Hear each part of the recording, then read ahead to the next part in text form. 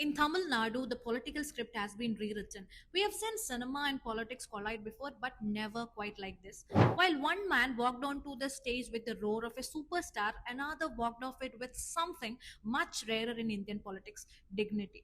This is the story of how Thalapathy Vijay entered and how MK Stalin exited. For years, people asked if Vijay would follow the Rajini route, the long wait followed by a U-turn. But Vijay played a different game. This wasn't just about movies, it was about a decade of groundwork. From supporting Jallikattu to opposing NEET and Three Language formula to visiting the families of the Thoothukudi firing victims, he positioned himself as a critic of the status quo. While the AIADMK was fractured by internal splits and the BJP struggled to find a foothold, Vijay saw a vacuum. He did not just rely on his Bigil or Leo persona, he promised a new contract for the youth anti-corruption, social justice and Tamil identity. By branding the DMK as his political rival and the BJP as his ideological one, he gave voters a third door to walk through. And the voters? They didn't just walk through it, they burst it open. But where does that leave the DMK? The party isn't just an electoral machine, it is a century old movement. So, what went wrong? It was a mix of electoral arithmetic and perception. After years of dominance, welfare fatigue set in. Allegations of corruption, the visibility of the first family, and an air of arrogance from some ministers created a silent resentment. In a multi party fight, celebrity appeal often overtakes organizational depth. Stalin, who spent decades in the shadow of his father Karnanidhi, finally faced the ultimate test, losing not just the state but even his own constituency, Kolattur, to an electoral novice. This is where the story shifts. In Indian politics, defeat usually brings silence,